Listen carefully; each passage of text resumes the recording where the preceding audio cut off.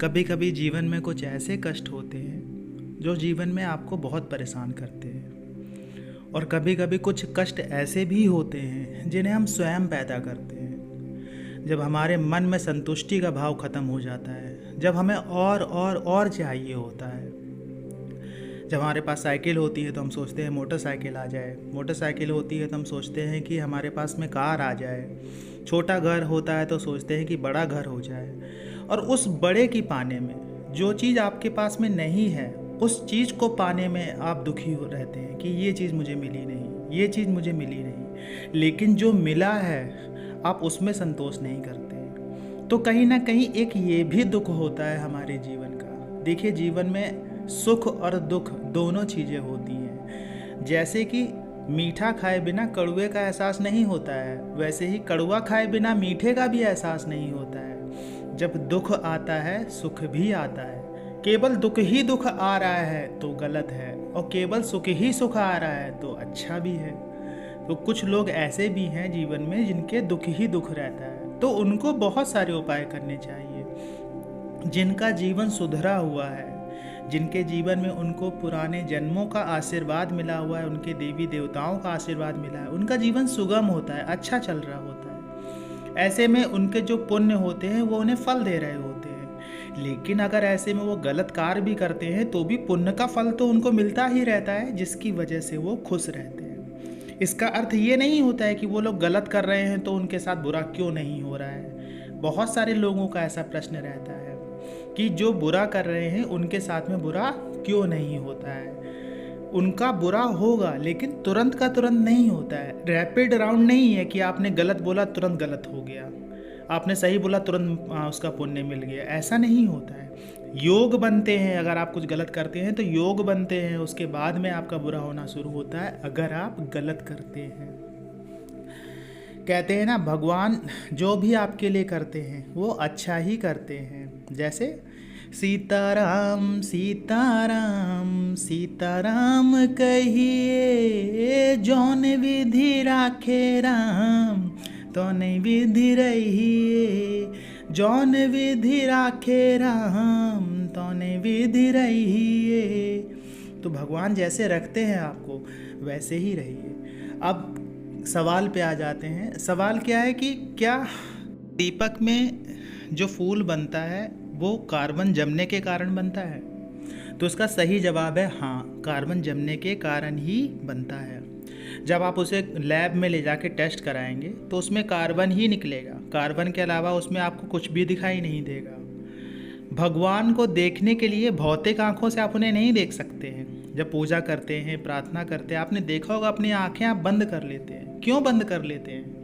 क्योंकि आपके विश्वास में भगवान होते हैं। भगवान आपको दिख नहीं रहे होते हैं लेकिन होते हैं। इसी प्रकार से अगर दीपक में फूल बन रहा है तो वो किसी न किसी पदार्थ का तो बनेगा ही बनेगा ना। जैसे कहीं पे पत्थर पड़ा हुआ है, उस पत्थर को आप लैब में जाके टेस्ट करेंगे तो उसके अंदर बहुत सारी चीज़ें निकलेंगी, आयरन निकलेगा, जिंक निकलेगा और कई चीज़ें निकलेंगी उसके अंदर।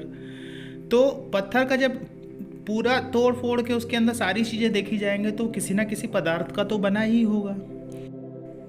इसी प्रकार से भगवान की मूर्तियाँ हो गई, प्रतिमाएँ हो गई, शिवलिंग हो गया, आप उनका अगर टेस्ट कराएंगे जाके तो उनके अंदर मटेरियल के अलावा तो कुछ निकलेगा नहीं, पदार्थ के अलावा तो कुछ निकलेगा ही नहीं। आप क्या सोचते हैं उनके अंदर भगवान निकल आएंगे?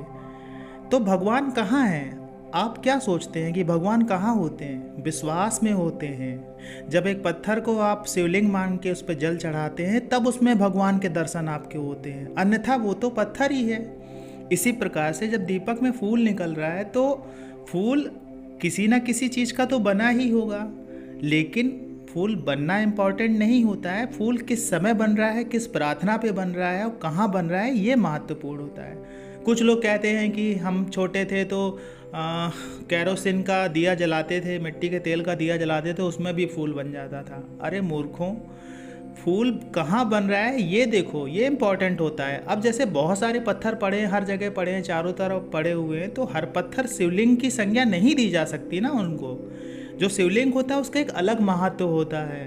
तो पूजा में जो संकेत मिल रहे हैं उसका एक अलग महत्व होता है। जब आप भगवान को पूरे नियम से, भगवान को पूरी श्रद्धा से दीपक लगाते हैं और उसमें फूल निकलता है तो उसका महत्व है।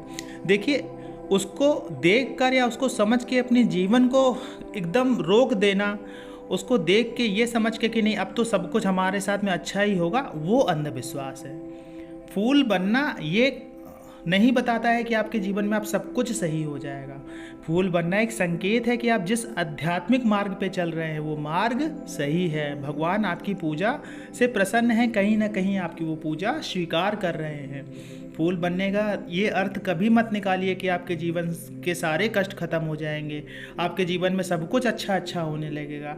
अच्छा और कष्ट आपके कर्मों पे निर्भर करते हैं। अगर आपके कर्म अच्छे हैं तो आपको फल भी अच्छा मिलेगा। जीवन में अगर आप कुछ पाना चाहते हैं और कर्म करेंगे तो यही आध्यात्मिक शक्तियाँ आपकी मदद करती हैं अदृश्य रूप में। और जिन लोगों ने सफलता पाई है वो इस बात को अनुभव कर भी सकते हैं। देखिए, एक भक्त में और एक साधारण व्यक्ति में यही फ़र्क होता है। साधारण व्यक्ति कहता है, जो साधारण व्यक्ति का अर्थ हो गया जो अभिमानी है, जो अपमान करता है, प्राउड करता है कि ये सब मैंने किया है, ये मेरी मेहनत से हुआ है, ये मैंने बनाया है, इसे और कोई नहीं कर सकता था, ये मेरे द्वारा ही हुआ है। और भक्त क्या बोलता है जब वो कुछ पा लेता है? ये सब मेरे प्रभु ने किया है, ये सब भगवान के आशीर्वाद से हुआ है, ये सब उनके ही आशीर्वाद से हो रहा है, वो चाहेंगे तो सब कुछ होता जाएगा। यही एक अच्छे भक्त की पहचान होती है।